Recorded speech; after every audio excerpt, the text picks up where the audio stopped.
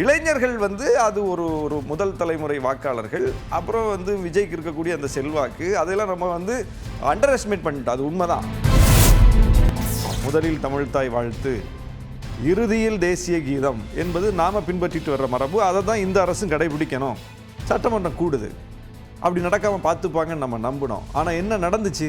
தமிழ்த்தாய் வாழ்த்தை முதல்ல பாடிட்டாங்க, right.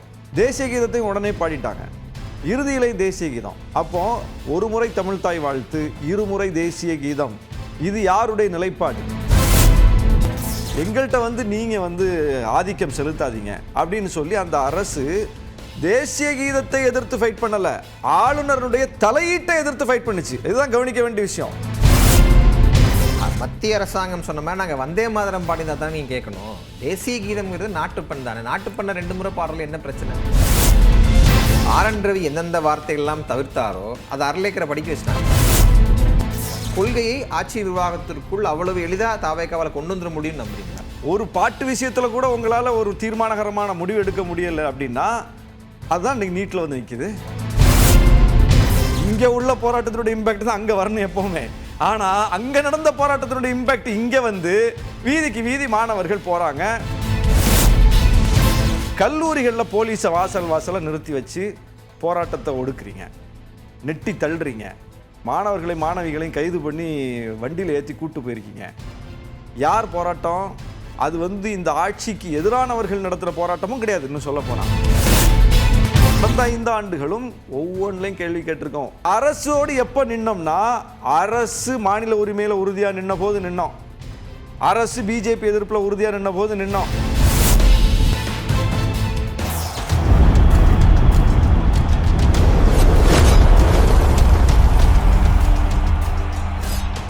News 18 Tamil Nadu நேயர்களுக்கு வணக்கம். இது துணிந்த சொல். இன்றைய துணிந்த சொல் நிகழ்ச்சியில் நம்மோடு விடுதலை சிறுத்தைகள் கட்சியின் துணை பொதுச் செயலாளரும் முன்னாள் சட்டமன்ற உறுப்பினருமான திரு ஆலூர் ஷானவாஸ் இருக்கிறார். அவரை உங்கள் சார்பாக வரவேற்கிறேன். சார் வணக்கம். வணக்கம். நீண்ட நாட்களுக்கு பிறகு ஒரு தொலைக்காட்சி நேர்காணலுக்கு வந்திருக்கீங்க, மிக்க சந்தோஷம். முதல் கேள்வியை வேறு எந்த கேள்வியும் தவிர்க்க முடியாது. ஒரு புதிய அரசு, தமிழக வெற்றி கழகம் தலைமையான அரசு பொறுப்பேற்று ஒரு 60-65 நாட்கள் ஆகிருக்கு. எப்படி இருக்கிறது கூட்டணி கட்சி? அது கூட்டணி கட்சியை நீங்கள் அஃபீஷியலாக வரல, அமைச்சரவையில் பங்கு பெற்றக்கூடிய கட்சி என்கிற அடிப்படையில் உங்களுடைய கருத்து என்ன? ஒரு புதிய அரசுக்கு எப்போதுமே வந்து ஒரு 6 மாதம் அவகாசம் கொடுப்போம். அது ஹனிமூன் பீரியட். அவங்க வந்து என்ன செய்கிறாங்கன்னு பார்த்துட்டு தவறு இருந்தால் அதுக்கு பிறகு சுட்டி காட்டும் என்று சொல்வது ஒரு மரபு. அந்த அடிப்படையில் இந்த அரசுக்கும் ஆதரவு கொடுத்த கட்சிகளும் ஆதரவு கொடுத்த தலைவர்களும் எதிர்கட்சிகளும் கூட அப்படிப்பட்ட ஒரு நிலைப்பாட்டை தான் பெரும்பாலும் எடுத்திருக்காங்க. ஆனால் நான் என்ன பார்க்குறேன், அந்த 6 மாதம் அவகாசம் என்பது நிர்வாகத்திற்கா கொள்கைக்கா? கொள்கைக்கு வந்து 6 நொடி கூட அவகாசம் கொடுக்க முடியாது. நிர்வாகத்துக்கு கொடுக்கலாம், 6 மாதம் இல்லை 6 வருஷம் கூட கொடுக்கலாம், ஒன்றும் பிரச்சனை இல்லை. அது இவங்க புதியவர்கள், நாமளும் நினைக்கல, அவங்களும் நினச்சிருக்க மாட்டாங்க இப்படி வந்து இவ்வளோ பெரிய இடத்துல உட்காருவோம், இந்த அரசை வழிநடத்தக்கூடிய இடத்துல போய் அமர்வோம், அரசை நடத்துவோம்னு அவங்க கூட எதிர்பார்த்துருக்க மாட்டாங்கன்னு தான் நானும் நம்புகிறேன். அப்போ ஒரு புதியவர்கள் கையில் இதுக்கு முன்னால் வந்து ஒரு கவுன்சிலராக கூட பெரும்பாலும் யாரும் இருந்திருக்க மாட்டாங்க. அப்போ அரசு நிர்வாகம்னா என்ன அப்படிங்கிறது யாருக்குமே தெரிந்திருக்க வாய்ப்பில்லை. அவங்க இன்றைக்கி வந்து எம்எல்ஏக்களாகவும் அமைச்சர்களாகவும் முதலமைச்சராகவும் வாரிய பொறுப்புகள்லையும் அரசினுடைய பல்வேறு பொறுப்புகள்லையும் வந்து அமர்ந்து 2 மாதங்கள் தாண்டி போயிட்டுருக்குது. அவங்கள்ட்ட போய் நம்ம நிர்வாக ரீதியான முழு வெளிப்பாட்டை இப்போ எதிர்பார்க்குறதுங்கிறது நம்முடைய போதாமையை தான் காட்டுமே தவிர அது ஒரு அறிவார்ந்த செயல் கிடையாது. நிர்வாக ரீதியில் ஏன் இப்படி பண்ணுறீங்க, இப்படி பண்ணியிருக்கலாமே, அப்படி பண்ணியிருக்கலாமேன்னு சொல்லி நம்ம ஆலோசனை சொல்லலாமே தவிர அவங்களுடைய குறைபாட்டை வைத்துக்கொண்டு அவங்கள மதிப்பிட முடியாது. அதுக்கு அவங்களுக்கு அவகாசம் தேவை. ஆனால் நான் பார்ப்பது, சொல்லுவது, விமர்சிப்பது என்பது நிர்வாக ரீதியான சிக்கலே கிடையாது. இப்போது அரசு அமைந்த உடனே அந்த மேடையிலேயே, அவர் பொறுப்பேற்கிற மேடையிலேயே ஆளுநருக்கு பங்கேற்று பதவி பிரமாணம் செய்து வைக்கும்போது வந்தே மாதரத்தை முதல்ல போட்டாங்க, தமிழ்த்தாய் வாழ்த்தை பின்னுக்கு தள்ளிட்டாங்கன்னு ஒரு பிரச்சனை வெடித்த போது அப்போதே எல்லாரும் சுட்டி காட்டினோம். அரசுக்கு யாரெல்லாம் ஆதரவு கொடுத்தோமோ அந்த கட்சிகளே, அந்த தலைவர்களே சுட்டி காட்டினோம். என்ன சுட்டி காட்டினோம்? இது வந்து நடக்கக்கூடாது. இனிமேல் தமிழ்நாட்டில் நம்ம ஒரு மரபு பின்பற்றிட்டு வர்றோம். முதலில் தமிழ்த்தாய் வாழ்த்து, இறுதியில் தேசிய கீதம் என்பது நாம் பின்பற்றிட்டு வர்ற மரபு. அதை தான் இந்த அரசும் கடைபிடிக்கணும். அப்படின்னு சொன்னோன்னா அவங்க என்ன சொன்னாங்க தாவேகா சார்பில், இது வந்து ஆளுநர் பங்கேற்கிற நிகழ்ச்சி என்பதனால் இப்படி ஆகிப்போச்சு, நாங்கள் இனிமேல் சரி பண்ணிப்போம், சட்டமன்றம் கூடும்போது அப்படி நடக்காமல் பார்த்துப்போம் அப்படின்னாங்க. ரைட், சட்டமன்றம் கூடுது, அப்படி நடக்காமல் பார்த்துப்பாங்கன்னு நம்ம நம்பினோம். ஆனால் என்ன நடந்துச்சுன்னா தமிழ்த்தாய் வாழ்த்தை முதல்ல பாடிட்டாங்க, ரைட், தேசிய கீதத்தையும் உடனே பாடிட்டாங்க, இறுதியிலே தேசிய கீதம். அப்போ ஒரு முறை தமிழ்த்தாய் வாழ்த்து, இருமுறை தேசிய கீதம், இது யாருடைய நிலைப்பாடு? இது சட்டமன்றம் ஏற்கனவே கடைபிடித்த மரபா? தமிழ்நாடு அரசு எடுத்த நிலைப்பாடா? யார் எடுத்த நிலைப்பாடு? அமைச்சரவையின் முடிவா? அமைச்சரவை அப்படி ஒரு முடிவை எடுக்கலை. தாவேகா அமைச்சரவை கூடி இனிமேல் தமிழ்நாடு சட்டமன்றத்தில் தமிழ்த்தாய் வாழ்த்தோடு தொடங்கி உடனே தேசிய கீதமும் பாடி நிறைவாகவும் தேசிய கீதம் பாடுவோம்னு அமைச்சரவையில் முடிவெடுத்தாங்களா? இல்லை. அப்படி ஒரு முடிவை எடுக்க போகிறோம்னு குறைந்தபட்சம் இந்த அரசுக்கு ஆதரவு கொடுத்த கட்சிகளோட ஒரு கலந்துரையாடல் வச்சாங்களா?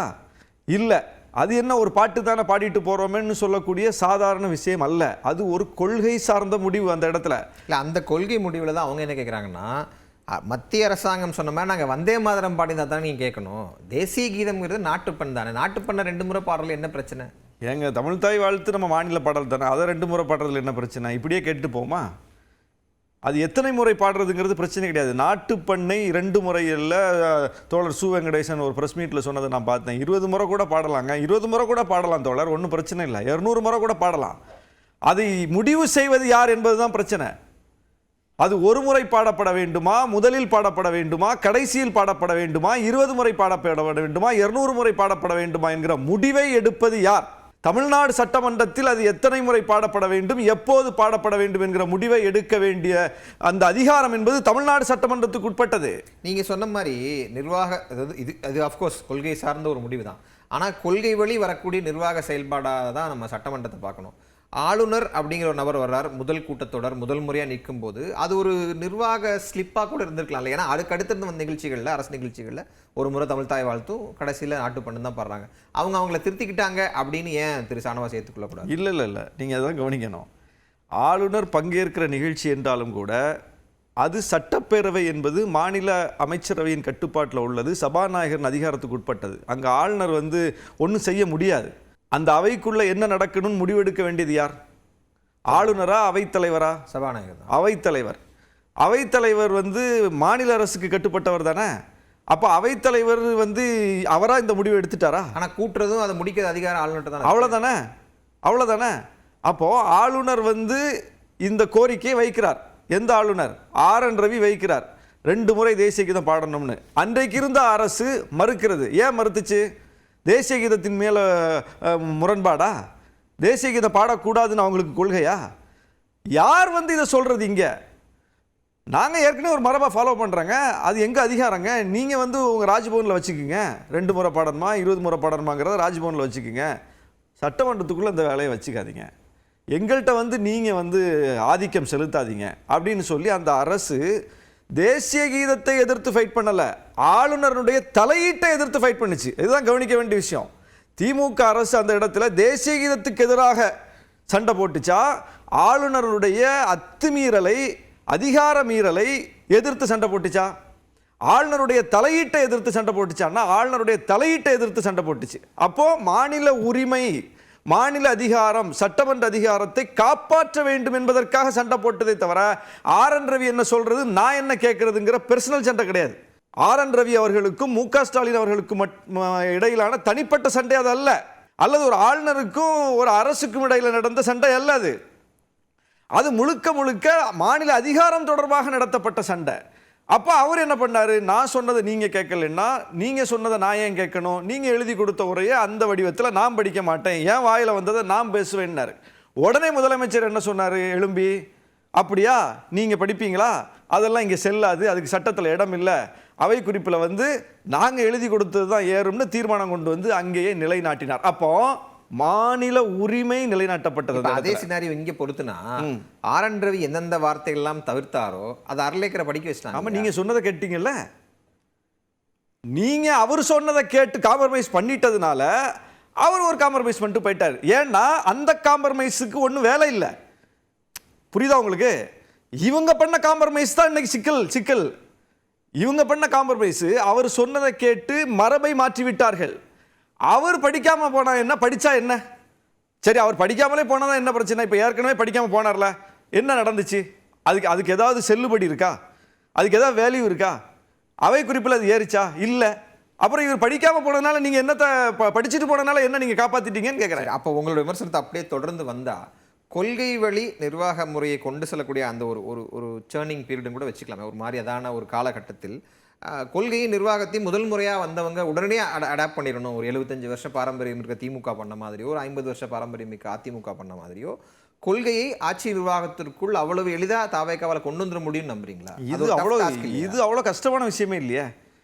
ஒரு பாட்டை கூட உங்களால் பாட முடியாது அப்படின்னா, ஒரு பாட்டு விஷயத்தில் கூட உங்களால் ஒரு தீர்மானகரமான முடிவு எடுக்க முடியலை அப்படின்னா, அதுதான் இன்னைக்கு நீட்டில் வந்து நிற்குது. நீட்டு போராட்டத்தை ஒடுக்கிற இடத்துக்கு வந்து நிற்குது. இதுதான் இன்னைக்கு வந்து எங்கே போய் நிற்குது? மனோன்மணியம் சுந்தரனார் பல்கலைக்கழகத்தில் துணைவேந்தர் சொல்கிறாரு, நான் கவர்னர் என்ன சொன்னார் அதுதான் கேட்பேன் அப்படின்னு சொல்கிறாரா இல்லையா? அது யார்? கவர்னர் நடத்துகிற பல்கலைக்கழகமா? தமிழ்நாடு அரசு நடத்துறது. தமிழ்நாடு அரசு நடத்துகிற பல்கலைக்கழகம். துணைவேந்தருக்கு சம்பளம் கவர்னர் போடுறாரா, தமிழ்நாடு அரசு போடுதா? தமிழ்நாடு அரசு. அங்க இருக்கிற பேராசிரியர்களுக்கு யார் சம்பளம் போடுறா? கவர்னர் தானே. அது ஒரு நான் வந்து அந்த விசியோட பாயிண்ட் ஆஃப் வியூ பேசுறேன். சேர்பர்சன் சொல்றாரு, நான் கேட்கறேன். விசி அப்படி கிடையாது. அதை எதிர்த்து மாநில அரசினுடைய நிலைப்பாடு என்ன? அதை எதிர்த்து இதுவரைக்கும் இந்த அரசு எங்க வெளிப்படுத்தியிருக்கு? உயர்கல்வித்துறை அமைச்சர் எதுவும் பேசியிருக்காரா? இது கடந்த ஆட்சியிலனா இப்படி பேசிட்டு இருக்க முடியுமா? ஒரு துணைவேந்தர் சூரப்பா அண்ணா பல்கலைக்கழகத்தில் உட்கார்ந்துட்டு என்னென்னலாம் பண்ணாரு? அன்னைக்கு எவ்வளோ பெரிய பிரச்சனை நம்ம பண்ணோம். அன்னைக்கு அதிமுக அரசு உடன்படக்கூடாதுன்னு அந்த அரசுக்கு எவ்வளோ பெரிய அழுத்தம் கொடுத்தோம். அதே குரலில் தான் இன்னைக்கும் பேசுகிறோம். நம்ம குரலை மாற்றல, நம்ம நிலைப்பாட்டில் மாற்றம் இல்லை. அரசின் நிலைப்பாட்டில் மாற்றம் இருக்கும்போது அதை எப்படி கண்டிக்காமல் இருக்க முடியும்? அதை எப்படி கேள்வி கேட்காம இருக்க முடியும்? அப்போ நாம 100 ஆண்டு காலமாக போராடி வாதாடி மக்கள் மன்றத்திலையும் சட்டமன்றத்திலையும் நாடாளுமன்றத்திலையும் நீதிமன்றத்திலையும் போய் நின்று மல்லுக்கட்டி பெற்ற ஒவ்வொரு உரிமைகளும் டே 1ல இருந்து கொஸ்டின் ஆயிட்டே இருக்கு.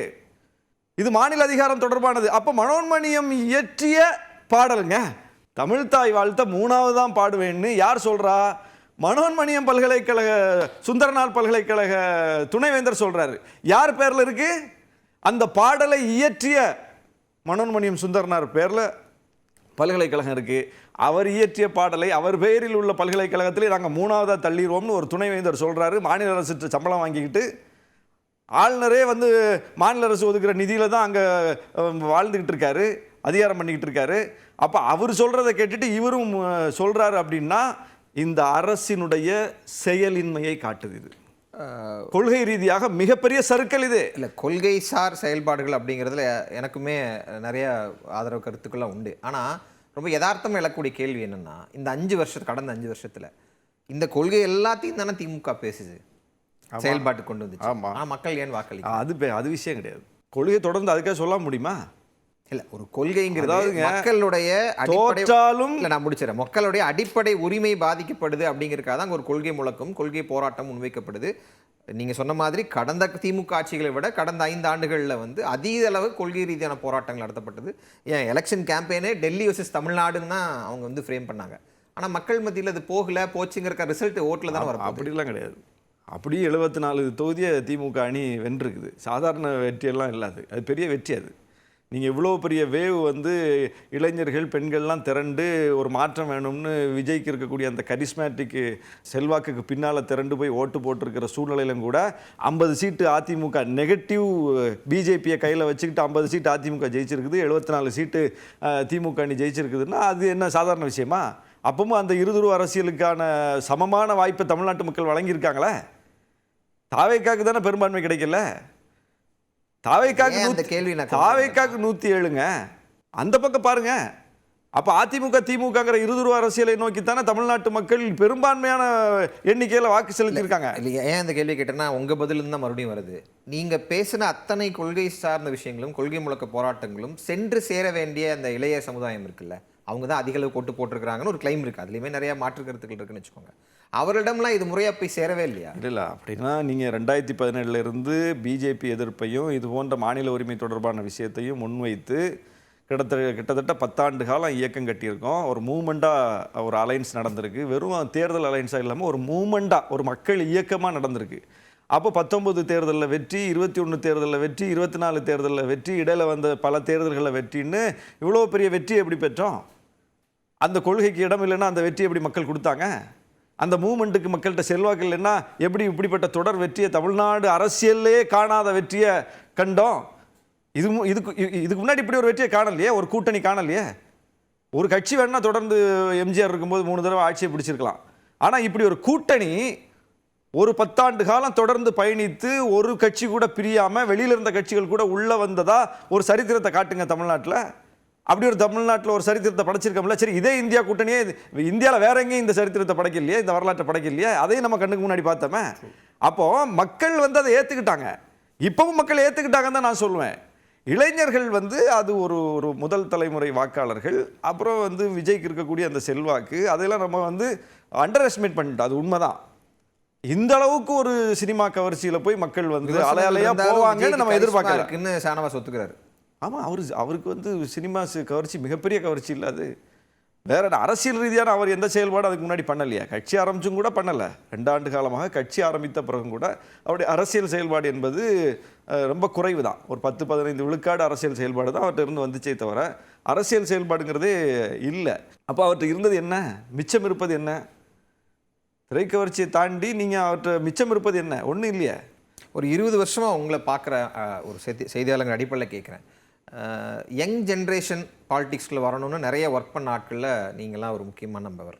உங்களை போன்றவர்கள் கூட விஜய் பின்னால் திரண்ட அந்த இளைஞர் சமுதாயத்தை கொஞ்சம் ரொம்பவே அண்டர் எஸ்டிமேட் பண்ணி இவர்கள்லாம் வாக்காக மாற மாட்டார்கள், ஒரு இந்த கூட்டமாகவே போயிடும்னு திங்க் பண்ணிட்டீங்களா? இல்லை, உங்களுடைய பொலிட்டிக்கல் ஜேர்னியில் இந்த ரிசல்ட் என்ன இம்பாக்ட் தனிப்பட்ட சார்பாக கேட்குறேன். நம்முடைய அனுபவத்திலிருந்து தான் நம்ம வந்து அரசியலை பார்க்குறோம். மோடியை வந்து முன்னிறுத்துறாங்க 2013. ஒரு மாநில முகமாக இருந்தவரை ஒரு தேசிய முகமாக முன்னிறுத்துறாங்க. இந்தியா முழுவதும் குஜராத் மாடல் மோடி அலைன்னு ஒரு அலை அடிக்கும்போது 2014 தமிழ்நாட்டு மக்கள் ஒட்டுமொத்தமாக அதை நிராகரித்து ஒரு முடிவு எடுக்கிறாங்க. அப்போ தமிழ்நாடு ஒரு செய்தியை எப்போ சொல்லிக்கிட்டே இருக்கு. 19 தேர்தல் மீண்டும் மோடியை முன்னிறுத்துறாங்க. அப்போதும் தமிழ்நாடு மீண்டும் தன்னுடைய செய்தியை வலுவாக நாட்டுக்கு சொல்லுது. 24 3வது முறையாக மோடியை முன்னிறுத்துறாங்க. அப்போதும் தமிழ்நாடு நாட்டுக்கு தன்னுடைய செய்தியை தெளிவாக சொல்லுது. 100 வருஷத்துக்கு முன்னாடி இந்தி திணிப்பு எதிர்ப்பு போராட்டம் அப்படியே இன்னைக்கு வரைக்கும் அதை அடைகாக்கப்படுது. அந்த தலைமுறையிட்டிருந்து இந்த தலைமுறை வரைக்கும் 100 வருஷமாக அந்த கருத்திலேயோ அந்த களத்திலேயோ எந்த மாற்றத்தையும் பார்க்க முடியல. அப்படியே தமிழ்நாடு சூடாக இருக்குது. இடஒதுக்கீடு விஷயம், சமூக நீதி விஷயம், இடபிள்யூஎஸ் பிஜேபி கொண்டு வந்துச்சு. திமுக அணியில் இருந்த கட்சிகள் கூட அதை ஏற்றுக்கொண்ட போதும் கூட்டணியில் இருந்துக்கிட்டே சண்டை போட்டோம், கூட்டணி கட்சிகளோடய சண்டை போட்டோம். அப்போ வந்து அந்த கருத்துலையும் களத்துலையும் ஒரு ஓர்மை இருக்குது, ஒரு தொடர்ச்சி இருக்குது. எல்லாத்துலேயும் நீட் எதிர்ப்பு போராட்டம் அதுக்கு சாட்சியாக இருந்துச்சு, ஜல்லிக்கட்டு எதிர்ப்பு போராட்டம் அதுக்கு சாட்சியாக இருந்துச்சு. ஏதோ திடீர்னு இளைஞர்கள் வந்து நடத்துனது கிடையாது. அதுக்கு ஒரு மரபு இருக்க போய் தான், அதை அரசியல் கட்சிகள் தொடர்ந்து அடைகாக்க போய் தான், அதை வந்து தொடர்ந்து நாங்கள் கையில் வச்சு பேசிக்கிட்டே இருக்க போய் தான் என்னைக்கே ஒரு நாள் வந்து அரசியல் கட்சிகளால் கூட வெற்றி பெற முடியாத விஷயத்தை திடீர்னு இளைஞர்கள் வந்து வெற்றி பெற்றுவாங்க. வானத்திலேருந்து பொத்துக்கிட்ட வந்து அந்த பிரச்சனையை கையில் எடுக்கிறாங்க அவங்க. அப்போ ஜல்லிக்கட்டு மாநில உரிமையை பாதிக்குது அப்படின்னு ஒரு ஃபெடரல் செட்டப்பில் உட்கார்ந்துக்கிட்டு நாம மாநில உரிமை தொடர்பாக பேசித்தானே அந்த இளைஞர்கள்ட்ட அந்த உணர்வு வருது. இன்னைக்கு நீட்டு எதிர்ப்புனா எப்படி வருது? நீட் எதிர்ப்பு என்ன ஒரே நாளில் வானிலிருந்து பொத்துட்டு வருமா? அகில இந்திய அளவில் வேணா ஒரே நாளில் பொத்துட்டு வரலாம். அதுக்கும் கூட நம்ம ரோல் மாடலில் தான் இருக்கிறோம். அதுக்கு ஒரு வேலையை செஞ்சுக்கிட்டே இருக்கிறோம், அதுக்கு தொடர்ச்சியாக அதுக்கு பேசிக்கிட்டே இருக்கிறோம், அதுக்கு செயல்பட்டுக்கிட்டே இருக்கிறோம். அதனால நம்ம என்ன பார்க்குறோம், தமிழ்நாடு இப்படிப்பட்ட ஒரு ட்ராக்ல பயணிக்கக்கூடிய மாநிலம். இங்கே இப்படி திடீர்னுலாம் ஒரு அரசியல் வருவதற்கு வாய்ப்பு இல்லை. விஜய் வந்தால் அவருக்கு இருக்க செல்வாக்குக்கு ஒரு 20 விழுக்காடு வாக்கு வாங்கலாம், 1-2 இடத்துல அவர் வெற்றி பெறலாம். சென்னை போன்ற நகரங்களில் அதிமுக பலவீனப்பட்டு போன இடங்களில் அவங்க 3வது இடத்துக்கு போய் அந்த இடத்தை விஜய் 2வது இடமா பிடிக்கலாம். இப்படிங்கிறது அனுபவத்திலிருந்து தான் நம்ம கணிக்க முடியும். இப்படி திடீர்னு அவருடைய ரசிகர்களையும் தாண்டி பெண்கள் போய் ஓட்டு போடுவாங்க, இளைஞர்கள் போய் ஓட்டு போடுவாங்க, சிறுபான்மையினரில் ஒரு தரப்பு போய் ஓட்டு போடுவாங்க, இப்படியெல்லாம் வந்து நம்ம கணிக்கல. இல்லை, நீங்கள் சொன்ன அந்த நீட் ப்ரொட்டஸ்ட்லேயும் மறுபடியும் வருவாங்க. வந்தால் அந்த காக்ரோச் ஜனதா பார்ட்டியோ இல்லை அவங்க நடத்தின அந்த போராட்டங்கள்லாம் நிச்சயமாக தமிழ்நாட்டோட இம்பாக்ட் இருக்குன்றதை அந்த வாலண்டியர்ஸ், அந்த நிர்வாகிகள் நிறைய பேர் சொல்கிறாங்க. நான் அதை எப்படி பார்க்குறேன்னா, தமிழ்நாட்டின் கோரிக்கை என்பது நீட்டிலிருந்து விலக்கு, நீட்டை முற்றிலுமாக ஒழிப்பது. ஆனால் அவர்கள் எந்த இடத்துல கொண்டு நிறுத்திட்டாங்கன்னா அந்த கொஸ்டின் பேப்பர் லீக்கோட தங்களுடைய இதை நிறுத்தி கொண்டார்கள். அப்போ தமிழகம் எந்த இடத்தில் இது போன்ற ஒரு மேசிவான ஒரு ப்ரொட்டஸ்ட்டை கோட்டை விட்டுருக்கு, இல்லை மேசிவான ப்ரொட்டஸ்ட் நடத்த முடியாமல் போயிருக்கு? இல்லை, கோட்டை விட்டது மட்டும் இல்லை, அந்த போராட்டங்களின் மீது கை வைத்தும் விட்டது. தாவேக்கா அரசு. அதுதான் மிகப்பெரிய அதிர்ச்சி. அதாவது நாம தான் இந்தியாவுக்கே இந்த செய்தியை சொல்லிக்கிட்டே இருந்தோம். அன்றைய முதலமைச்சர் திரு மு.க. ஸ்டாலின் அவர்கள் எல்லா மாநில முதலமைச்சர்களுக்கும் கடிதம் எழுதினார். எழுதி ஆதரவு கேட்டார். நீங்கள்லாம் ஏற்றுக்கிட்டீங்க, நாங்கள் ஏற்கலை. நீங்கள் ஏற்றுக்கிட்டதாகவே இருந்தாலும் நாங்கள் ஏற்காமல் சண்டை போடுறோம். எங்கள் மாநிலத்துக்கு விலக்கு கேட்டு சட்டமன்றத்தில் வந்து மசோதா இயற்றியிருக்கிறோம். ஆனாலும் இந்த பிரச்சனையை புரிஞ்சுக்குங்க, எங்கள் குரலுக்கு நீங்களும் வலு சேருங்கன்னு ஒவ்வொரு மாநில முதலமைச்சரும் கடிதம் எழுதினார். யாருமே ரெஸ்பான்ஸ் பண்ணல. பிஜேபி அதை கிண்டல் பண்ணிச்சு. பார்த்தீங்களா, நாங்கள் வந்து கொண்டு வந்தோங்கிறதுக்காக நீங்கள் வேணும்னே எதிர்த்தீங்க, எல்லா மாநிலமும் ஏற்றுக்குச்சு, நீங்கள் எல்லா மாநிலத்தையும் துணைக்கி கூப்பிட்டீங்க, யாரும் வரல பாருங்க அப்படின்னு கிண்டல் பண்ணிச்சு. இது வந்து உங்களுக்கு தேவையில்லாத வேலை அப்படின்னு சொல்லி மலினப்படுத்தியது அந்த எதிர்ப்பை. அதுக்கப்புறம் அந்த அரசு வந்து அதில் வந்து ஐயோ நமக்கு யாருமே சப்போர்ட் பண்ணலையே, நம்ம குரல் தனிமைப்படுத்தப்பட்டதாக மாறி போச்சே அப்படின்னு சொல்லி விரக்தியில் ஒதுங்கலை. ஒரு கவர்மெண்ட்டை நடத்தக்கூடியவங்களே முன்னின்று போராட்டத்தை நடத்தினாங்க. சார் நடத்துகிறாங்களா? துணை முதலமைச்சர் உண்ணாவிரத போராட்டம் நடத்தினாரா இல்லையா? வீதியாக போய் வந்து கையெழுத்து வாங்கினாரா இல்லையா? நீட் எதிர்ப்பு கையெழுத்து. ஏகே ராஜன் கமிட்டியை போட்டு ஒரு ஆய்வறிக்கை வாங்கினாங்களா இல்லையா? 1க்கு 2 முறை தமிழ்நாடு சட்டமன்றத்தில் வந்து மசோதா கொண்டு வந்து குடியரசுத் தலைவருடைய ஒப்புதலுக்கு அனுப்புனாங்களா இல்லையா? எல்லா வேலையும் செஞ்சுருக்கு. சட்டமன்றத்தில் செய்ய வேண்டிய வேலையை செஞ்சுருக்கு, நாடாளுமன்றத்தில் செய்ய வேண்டிய வேலையை செஞ்சுருக்கு, நீதிமன்றத்தில் போய் செய்ய வேண்டிய வேலையை செஞ்சுருக்கு, மக்கள் மன்றத்திலையும் அந்த பிரச்சனையை அடைகாத்திருக்கிறோம். இதுதான் நடந்தது.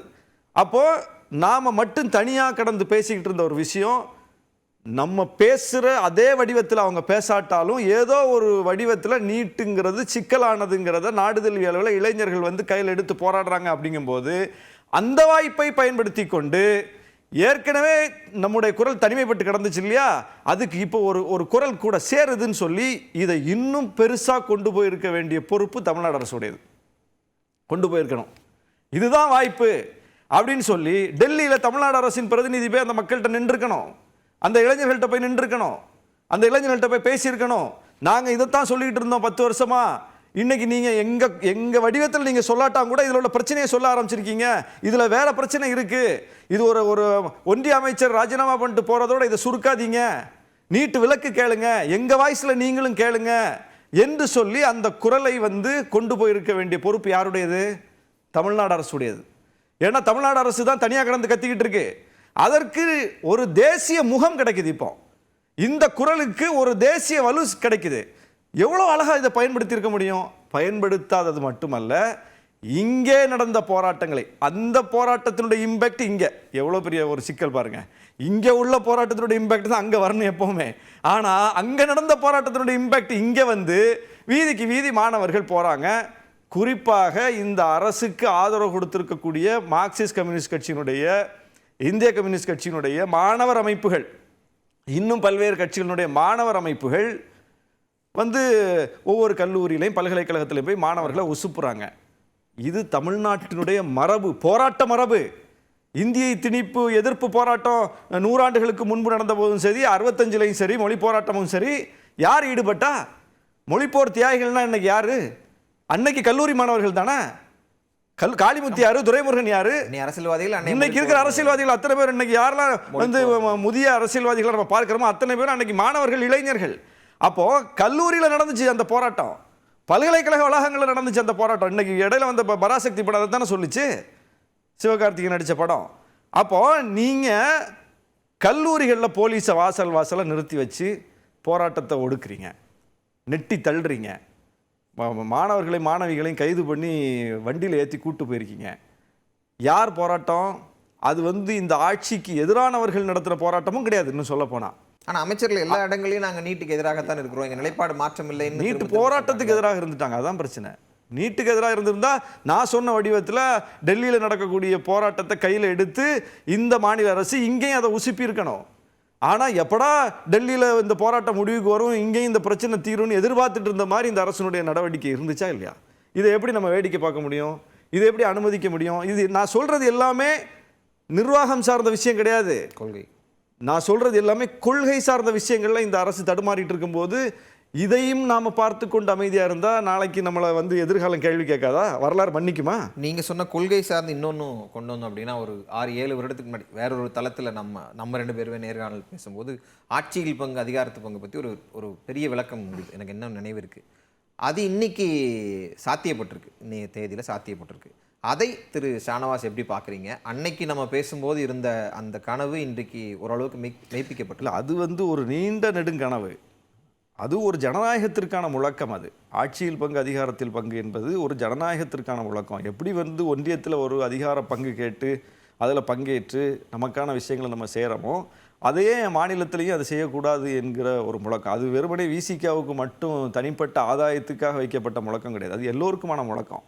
உங்க முழக்கம் இன்னைக்கு மற்ற கட்சிகளும் பயன்படுறாங்க. அதுதான். அது வந்து இந்த அரசு, காங்கிரஸும் ஐயுஎம்எல்லும் சேர்ந்து இந்த அரசு வந்து பெரும்பான்மையோடு அமையவில்லை.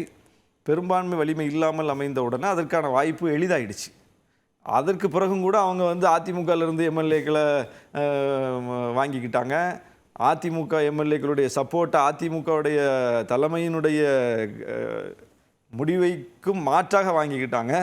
அமமுகவுடைய எம்எல்ஏவுடைய சப்போர்ட்டை வாங்கிக்கிட்டாங்க. இப்படிலாம் போகுது அது.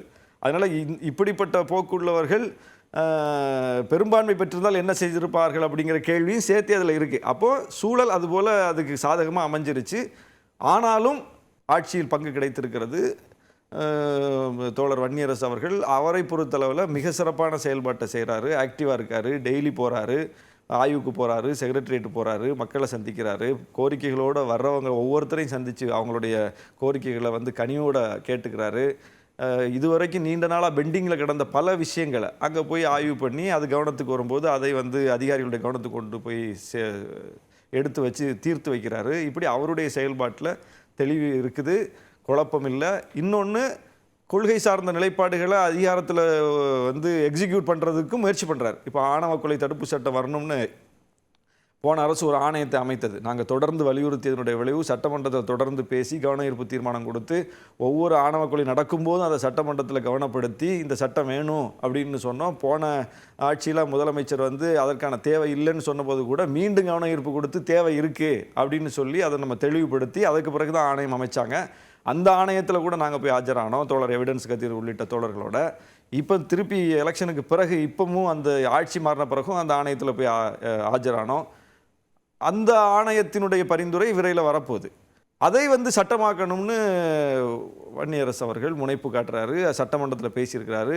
வரக்கூடிய கூட்டத்திலே கூட அதை நாங்கள் அறிவிப்போம்லாம் அவர் வந்து அதற்கான முனைப்பில் அவர் இருக்கார். அப்போ அதுதான் இந்த கருத்தை உள்வாங்கி களத்தில் நிற்கக்கூடியவர்கள் அதிகாரத்தில் போய் அமர்ந்தால் என்ன நடக்கும் அப்படிங்கிறதுக்கு அது சாட்சியாக இருக்குது. அப்போது எங்கள் ரூட் தெளிவாக இருக்குது, அதில் எந்த குழப்பமும் இல்லை. இவ்வளோ நேரம் நம்ம ரொம்ப ப்ராட் பெர்ஸ்பெக்டிவ் நிறைய பேசணும். ஆனாலும் இன்றைக்கி இருக்க இந்த சமூக ஊடக இதில் விமர்சனங்களும் நம்ம கடந்து போயிட முடியாது.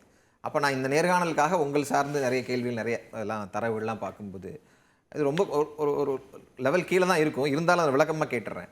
திரு ஷானவாஸுக்கு இந்த முறை வாய்ப்பு கிடைத்திருந்தால், அவர் அமைச்சராக இருக்கும் வாய்ப்பு இருந்திருந்தால், இது போன்ற விமர்சனங்களை முன் வச்சிருக்கிற மாட்டாருங்கிறாங்க. அப்படியா?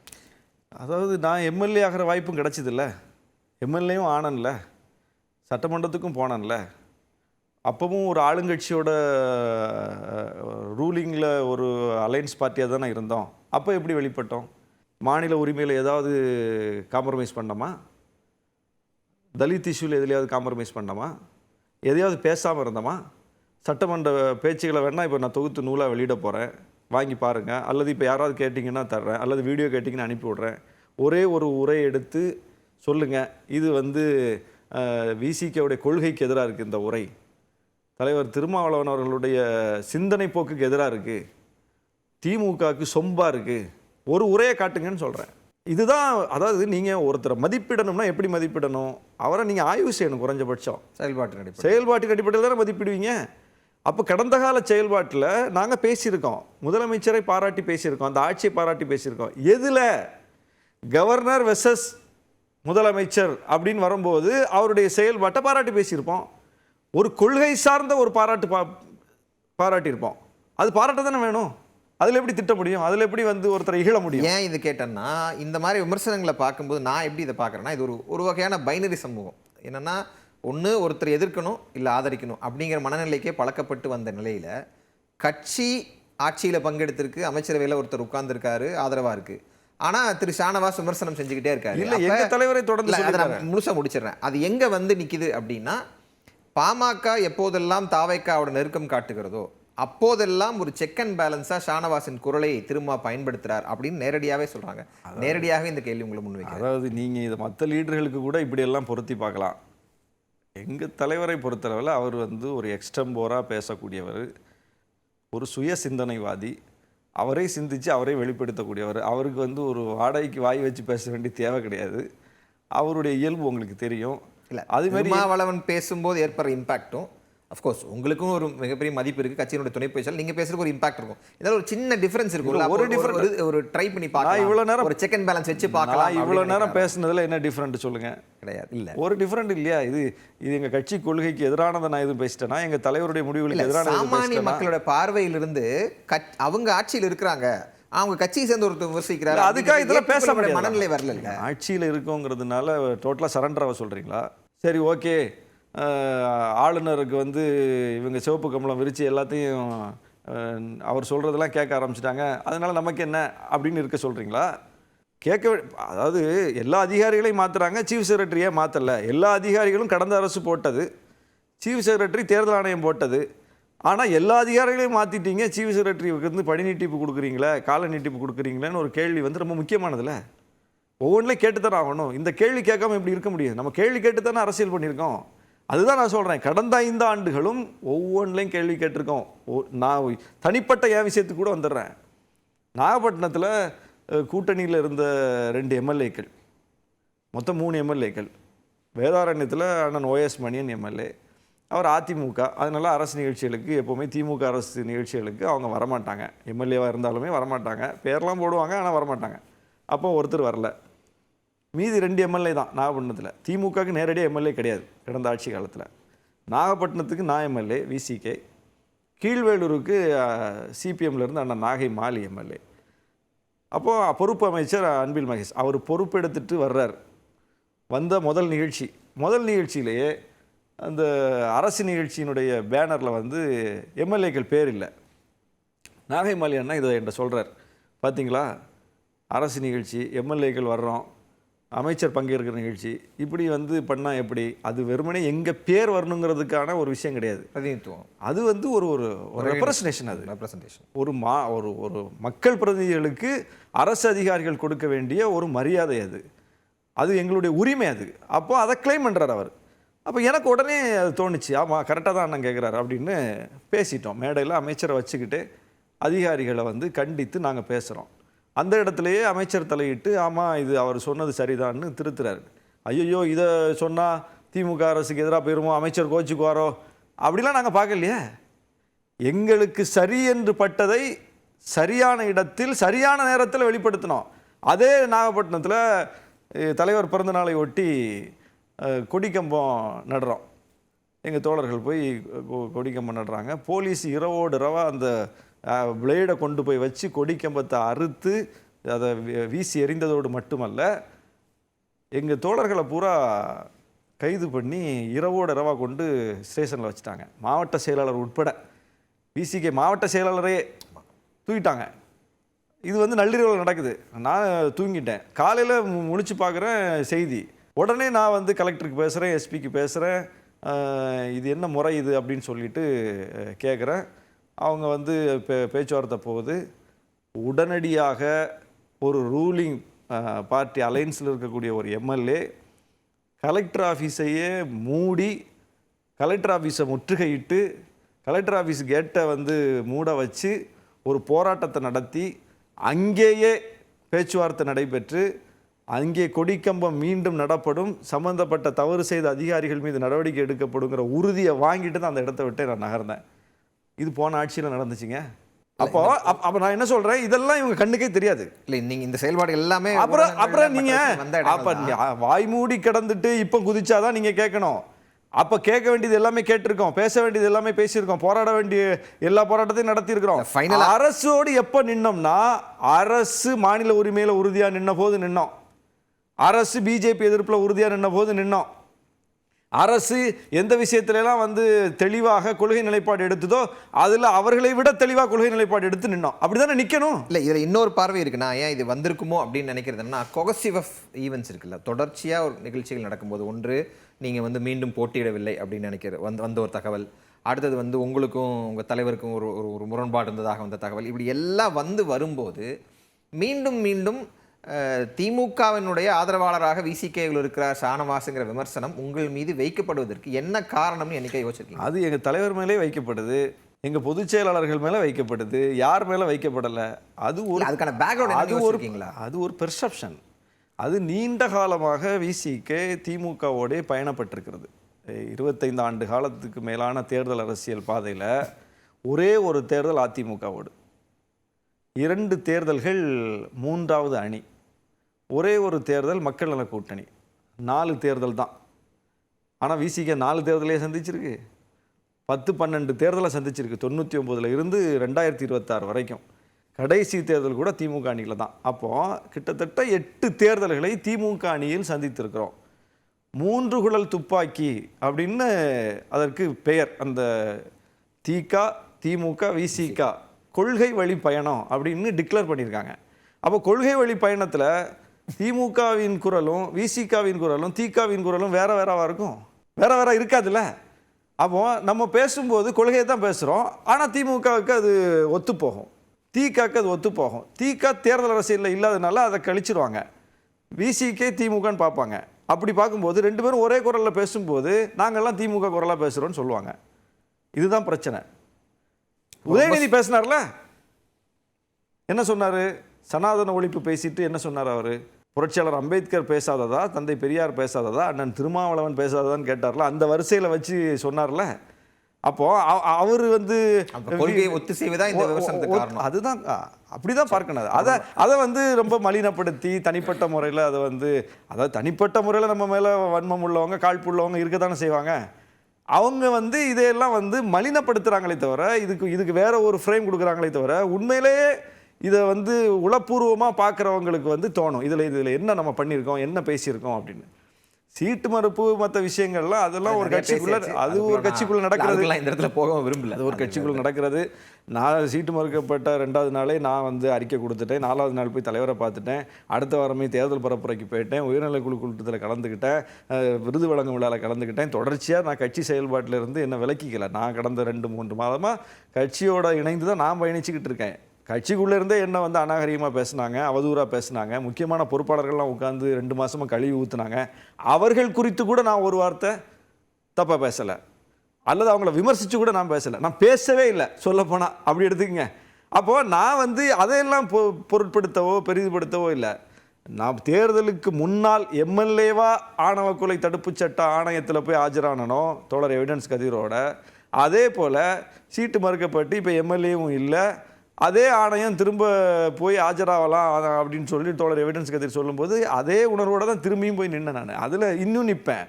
அது இஷ்யூவில் வந்து நமக்கு எந்த காம்ப்ரமைஸும் கிடையாது. இவ்வளவு நேரமும் நான் தாவேக்கா அரசு குறித்து பேசுகிறதுமே சிஎம் விஜய் மீதான காழ்ப்பிலே வன்மத்திலே இல்லை. இந்த அமைச்சர்கள் மேலே எதுவும் நமக்கு காழ்ப்பு ஒன்றும் கிடையாது. இன்னும் சொல்லப்போனால் நிறைய பேர் நம்ம நண்பர்கள், இன்னும் நம்ம அன்பை பெற்றவர்கள்லாம் அதில் இருக்காங்க நிறைய பேர். அது பிரச்சனையே கிடையாது. தோழர் ஆதவ் அர்ஜுன்லேருந்து நம்ம ராஜ்மோகன்லேருந்து ரமேஷ் வரைக்கும் எல்லாரும் நம்ம நண்பர்கள் தான், நெருங்கிய ஒரு சகோதரத்தில் ஒன்றாக செயல்பட்டுருக்கிறோம். அதனால் அது பிரச்சனையே கிடையாது. இப்போ கூட நாங்கள் சந்தித்து பேசிக்கிட்டோம். அந்த நட்புலாம் எந்த பிரச்சனையும் கிடையாது. இது அதல்ல, இது தனிப்பட்ட பிரச்சனையே கிடையாது. இது தனிப்பட்ட பிரச்சனை யாரோடய நமக்கு கிடையாது. அப்போ தாவேக்கா கொள்கை சார்ந்து எங்கெல்லாம் நழுவுதோ முதல் குரல் ஷானவாஸ்லேருந்து வரும். என்னோடதாக அது சுருங்கிவிடக்கூடாதுன்னு சொல்கிறேன் நான். அது ஒரு பெருங்குரலாக வடிவம் எடுக்கணும். இது நான் என்ன சொல்கிறேன், இப்போ திமுக ஆட்சியில் இருக்குது. தேசிய கீதத்தை 2 தடவை பாட விட்டாங்க, என்ன நடந்திருக்கும்? பெரும் உண்டு இல்லைன்னு ஆக்கியிருப்போமா இல்லையா? எல்லாரும் சேர்ந்து ஆக்கியிருப்பாங்களா இல்லையா? இப்படி ஒரு துணைவேந்தர் உட்கார்ந்துட்டு நான் ஆளுநர் சொல்கிறது தான் கேட்பேன்னு திமுக ஆட்சியில் ஒரு துணைவேந்தர் சொன்னால் என்ன நடக்கும், என்ன நடந்திருக்கும்? இப்படி வந்து ஒரு எலெக்ஷன் கமிஷன் போட்ட சீஃப் செக்ரட்டரிக்கு பணி நீட்டிப்பு கொடுத்துட்டு வேற எல்லா அதிகாரிகளையும் டம்மியாக்கி விட்டுருந்தா வந்து என்ன நடந்திருக்கும்? பிஜேபியோட தொடர்புபடுத்தி பேசுவோமா, கேள்வி கேட்கவும் மாட்டோமா? நீட் போராட்டத்தை வந்து இப்படி போலீஸை வச்சு கையாண்டிருந்தா, திமுக அரசு கையாண்டிருந்தா என்ன நடந்திருக்கும்? அப்போ நாம் வந்து அன்னைக்கு கண்டிப்பாக கேட்டிருப்போம், கண்டிப்பாக மிகப்பெரிய பிரச்சனை ஆக்கியிருப்போம், எல்லாருமே அந்த பிரச்சனை ஆக்கியிருப்பாங்க. ஆனால் இன்னொரு பக்கம் அது நடந்துக்கிட்டு இருக்கு. போதிய எதிர்ப்பு வரல, இன்னும் சொல்ல போனால் அழுத்தம் வரல. அரசு நான் செய்கிறது தான் செய்வேன்ட்டு போயிட்டுருக்கு. அப்போ அதை பேசாமல் இருக்க முடியாது. நானே 3 மாதமாக பேசலை. அரசமைந்த நாள்ல இருந்து நானே வாய் திறக்கல. நானே சொல்கிறேன், 6 நிமிடம் கூட 6 நொடி கூட கொள்கை சார்ந்த விஷயத்தில் நீங்கள் அவகாசம் கொடுக்க வேண்டிய அவசியம் கிடையாது, பேசாமல் இருக்க வேண்டிய அவசியம் கிடையாது. ஆனாலும் நான் வந்து அமைதியாக தான் இருந்தேன். ஏன்னா இப்போ தான் ஆட்சி அமைஞ்சிருக்கு, நம்ம கட்சியும் கூட்டணியில் அமைச்சரவையில் போயிருக்கு. இப்படி இருக்கும்போது நம்ம போய் எதையாவது பேசிக்கிட்டு இருந்தால் அது வந்து ஒரு முரண்பாடாக தெரியும், அது தர்ம சங்கடத்தை உருவாக்கும். அப்படிங்கிறதுனால தான் நம்மளும் வந்து வெயிட் பண்ணோம்.